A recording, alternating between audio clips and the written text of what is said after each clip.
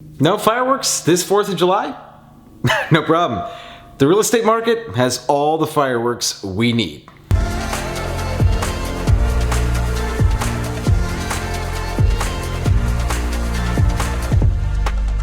This is Danny Gould with the Selling Silicon Valley Group. Welcome everyone to another Silicon Valley market snapshot for the fifth week of June of 2020. Halfway through the year, everyone, and there is lots to share. But before we get into the data, if you are a home buyer in today's market, you can go ahead and text the word data to the number down below, plus the zip code or the neighborhood or the area that you're looking in, and we will get you a comprehensive data set that is specific to the property type in the area that you are looking in. Make sure that you're an educated buyer out there, because different areas, this information doesn't necessarily apply to you. And if you're a home seller in today's market, you're thinking about selling your home and you're trying to figure out what the right time is, well, now is the time, but if you're trying to figure out what the market looks like in your specific neighborhood, go ahead and text the word data plus your property address, and we'll be sure to get you the most comprehensive data set that you've ever seen in your life. Let's get into the data, everyone. All right, cool. So, this is going to be a very abbreviated version of our typical Silicon Valley snapshot. We're going into the 4th of July. I hope all of you enjoy your 4th of July. Things are different this year, right, everyone? But what I think that we can all agree is that in these types of situations, we really cling to the things that mean the most, which is family, love, relationships. And so go out there, have fun with your family, be safe, and you know, really cherish the time that you have with them, because now is the time to really, you know, kind of forget about the rest of the world and focus on them. Anyways, enough about that. Let's get into the data. Okay, so what we've been discussing over the last few weeks, if you've watched our videos, if you watched the videos the last few weeks, we've talked about this idea that as we move further and further away from the epicenter, aka the Mid-Peninsula, we are seeing hotter and hotter and hotter markets. San Mateo County is hot. Santa Clara County is hotter, and San Benito County is hottest, and all the other counties, it kind of falls in that order. Alameda County's hot, but as we move down, as we move south particularly, we're seeing a huge surge in pending sales, and inventory is very low. I mean, we're talking extraordinarily low inventory numbers for this time of year, and that makes perfect sense, right? Because home sellers are it takes longer for them to move than for a buyer to go out there and look for a home, right? We had a shock to the system, and now we're coming back out of it, right? Slowly but surely, and so these numbers intuitively make a lot of sense. So what we're going to share today is absorption rate. Now, if you're new to this channel or new to these snapshot videos, you should know that absorption rate is the measurement of how much of the inventory, the current inventory this month, is being absorbed, right? And we can measure it based on closed sales, so sales versus active inventory, or we can measure it as pendings versus active inventory. And the reason that I like to look at pending absorption rate is because pendings are a leading indicator of closed sales, right? When a home goes pending, in 30 days it should close. Now, obviously not all pendings close. Why? Because things fall out of contract, but it gives us a really good idea of the velocity of the market, right?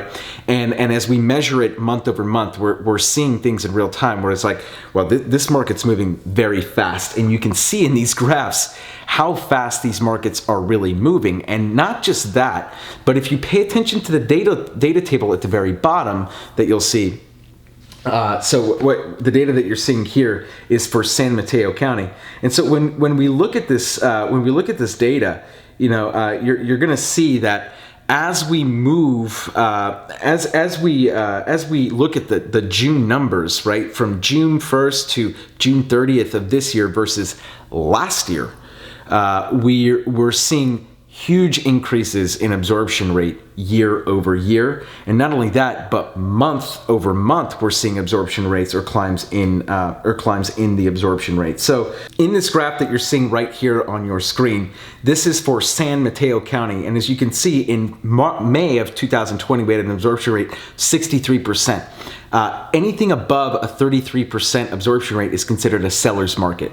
So we are well above and beyond what's typically considered a seller's market. Now, if you look at that data table underneath it, though, you'll see today's stats. It says today's stats, current versus same month to date 1 year ago.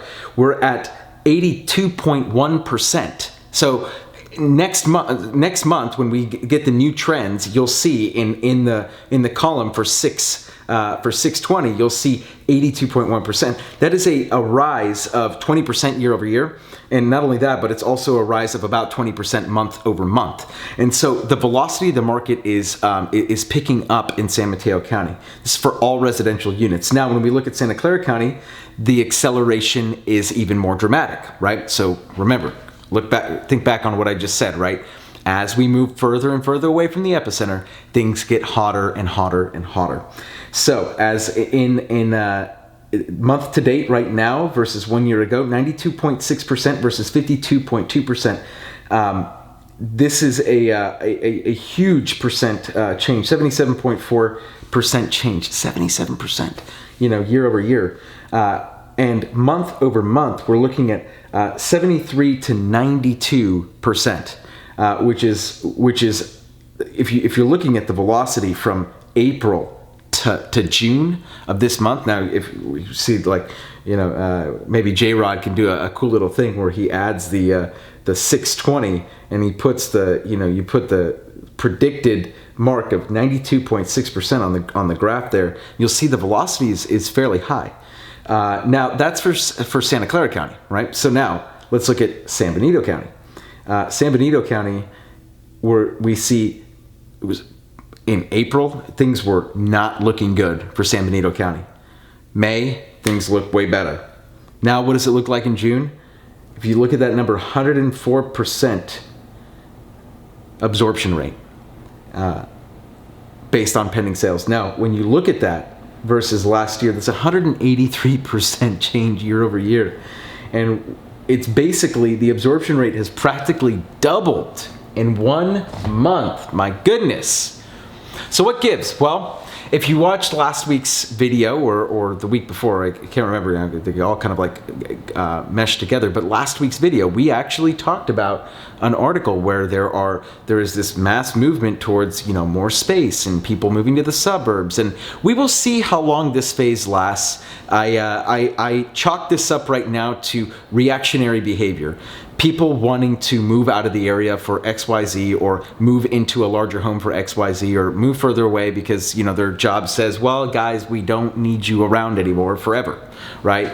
And when we talk about forever, right, and we talk about permanent change, no change is permanent. Ever, right? So because literally change is the antithesis of permanent, right? So when we think about, well, what does the landscape look like in 5 years? These types of moves, ultimately, it's hard to predict that this is going to be a trend because it's so new.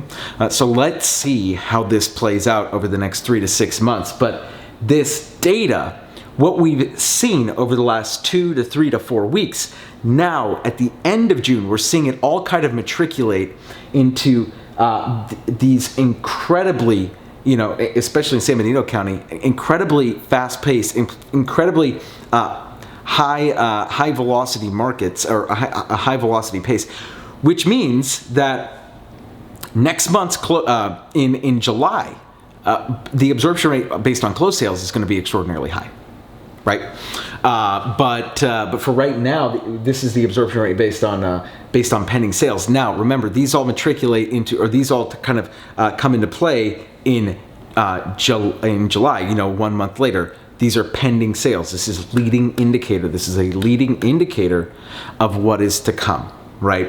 Which is guaranteed in July. We're going to see headlines all over the Mercury News.